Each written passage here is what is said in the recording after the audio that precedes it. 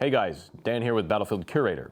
Yesterday was made a monumental day in American history, July 13th, 2024, when former President Trump was attending a rally in Pennsylvania. A would-be assassin took to the rooftop and took a few shots at Trump while he was giving his speech. He nicked the president in the ear and also took the life of another individual who was a spectator. Two other people were also injured. Our thoughts and prayers go out to the family of the victims there. Let's take a closer look at the scenario and break down what exactly happened here. All right, we're going to take a closer look here at Google Maps. You can see I've kind of put out some markers here. I waited a little while till everything kind of got settled and we got more evidence of where the shooter location was. So we believe that he was right here. Some sources, which are older, say that he was over here, but it looks like he was definitely right here. Now, Trump was right here giving his speech. You can see this is the northernly direction right here. I think more like this is more like a northernly direction. And there was a sniper team that was on the rooftop right here. A lot of media show that this is the sniper team that would have taken him out, but according to some of the footage that I saw, it did not appear that way. It appeared that when the shots rang out, and there were quite a few shots initially, that the sniper team there on that rooftop, their reaction was to move back a little bit and move their positions back. They would have not had time to readjust and take that shot when those shots were ringing out. That is because if we take a closer look down here and we get to the perspective of the sniper team here, you can see that this tree is obscuring this rooftop. So the sniper team here probably didn't have a shot through this thick tree right here. They probably were looking for him, but they probably could not see him. And when the shots rang out, the only thing they could really do was pull back just a little bit, pull their positions back a little bit, and try to use the rooftop there as a defilade for that sniper fire. Now, what I've also plotted here is another sniper team that has been identified to be on this rooftop. This sniper team would have probably had the shot on the sniper here, on the shooter, and they might have been the ones to engage. Now, I'm not exactly sure if they were the ones that really engaged, because the footage from some of the spectators and people in that area during the time is not the best, and it appears as if they were making adjustments at the time to counter that shooter. Now, on the map here, you can see that this rooftop is actually only estimated to be around 420 feet away from where Trump was giving his speech. That's about 150 yards or 120 meters. When I was in the military, we took shots at up to 300 meters for a qualification course, and that's just the basic qualification course. Most of the targets were well within the 300 meter range, but 150 meters is right in between, and that's about the distance that the shooter was from Trump. When Trump got shot, it just nicked his ear right here, and he turned his head probably right around when the shooter was getting ready to pull the trigger. So the shooter probably had a dead-on shot right at the head of Trump. And when he turned his head slightly, that bullet, that first initial shot, went right past his ear. I'm sure the shooter looked back into his scope to see Trump still standing and kind of shocked, and he took some more shots as he was going for his ear. And that is when Trump got down, and a lot of other people came in. A lot of Secret Service agents came in to shelter Trump, and a lot of people were starting to duck now, and a lot of chaos was happening within the crowd. The shooter continued to shoot a little bit more, and then that's when he was eliminated by a Secret Service counter sniper team. Now, going back to where these sniper teams were, it is probably more likely that this other team here in this roof were the ones that take out the shooter. But all around here, I've kind of plotted out a few more spots, locations, rooftops. These are actually look like some kind of bleachers here that you would use for like a horse race. So some of these, you could see where that rooftop is, where the shooter would have been hiding at. So the vantage points for these other sniper teams wouldn't have been that much greater of a distance. They probably would have been around the 300 meter range if you kind of look at the triangulation here of the shooter to the possible sniper team locations. When it comes down to the Secret Service setting up and doing a recon of the area, this rooftop here is one of the main considerations that, you know, if I was a Secret Service agent, I would probably, you know, say, hey, here's our area of operation. This rooftop is well within it. Now, according to some sources, there was local police and maybe some other police in the area, maybe some county police, other sheriff departments that were also pulling security. So depending on how big the Secret Service team was that was with former President Donald Trump, it just, you know, they could have had like a small area of operation, a small area of consideration. And then they probably would task out or emphasize to local law enforcement agents that these areas need to be covered. So at the shooter location, there was an eyewitness. There were people recording the shooter who was climbing the rooftop. As you can see here, in this parking lot, there's a good way to escape. Now, according to some sources, there were some mysterious packages, that explosive devices that were found in the car of the shooter. I'm not too sure about those sources, and I didn't see any visuals or any pictures. So it's kind of like, okay, well, we've got news reports of it, but we don't know yet. Either way, the parking lot's right here. The shooter can make a quick getaway, and apparently there was a ladder that was right here.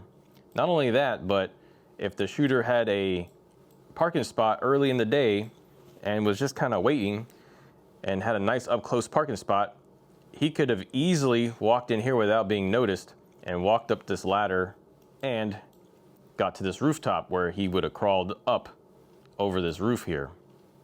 Now, local law enforcement probably would have been kind of like all over this area, looking out for any potential threats. They were notified when spectators saw the man like low crawling on the roof with an AR-15 style rifle. I believe it was probably a 223 rifle. So local law enforcement would have had to get on the radio and call to another team to call to the Secret Service agents. Depending on what their channels were on the radio, there could have been different channels set up during certain big events. You have like different channels set up for different things, and then like maybe a main just like channel, and you know, so maybe it took a while for that communication to happen. It really shouldn't take that long for that to happen. And even then, if there are reports of a man with a gun on a rooftop, that should be a reason for Secret Service agents to act and get the president, the former president, out of the area. They should get the VIP out of the area. Now, I do believe that when that radio call must have come over, the sniper team here and the sniper team here got the location and were actively trying to engage the shooter. So for this team, they did not have visual. For this team, they might have tried to scan a little bit to look for the shooter. Remember, the shooter was low crawling on this roof and probably had his head peeked up just barely. And for a sniper team with a larger magnification on the scope and trying to get auditorial directions of the location of the supposed shooter, it might have been difficult. That's why I think in the footage you saw that the sniper team on the rooftop furthest away from the shooter was still making adjustments prior to taking the shot. Either way, there was some kind of communication there where one of the sniper teams had to get eyes on to take that shot. And depending on the sniper team's locations and what their area of coverage was, they probably had to make an adjustment to get eyes on. And once they got eyes on, they probably had to make finer adjustments. They also might have had to confirm that the shooter actually had a rifle and was not just somebody that was trying to get a better photograph or something with a camera, maybe somebody with a camera or something trying to get a long distance picture. They had to make that confirmation to take that shot. Sometimes, like we saw in Afghanistan, where a Marine sniper had eyes on a S-vest, a guy with an S-vest.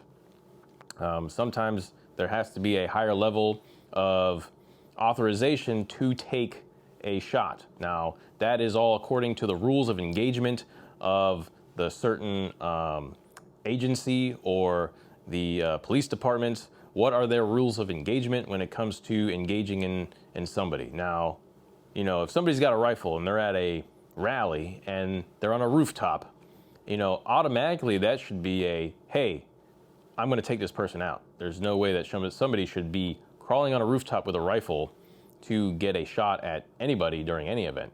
So overall, this is the overall area here, just to give you guys a visual. And honestly, you know, this probably shouldn't have happened. As you can see here, there is a water tower right here. And that, a lot of people say that that should have been a place where another sniper team or police department should have had some kind of oversight of the area. Now, some people say, okay, if local law enforcement was on the ground, why didn't they attempt to get to the shooter? So it was very hard to see the shooter because the shooter was low crawling on that rooftop, though there were cell phone images that showed the shooter right there. Now, some of these local law enforcement guys, they probably have pistols or probably just kind of like standing around. And, you know, when they radio in, they might be radioing in to other people that have, you know, rifles that can engage the suspect who's on the top of a rooftop.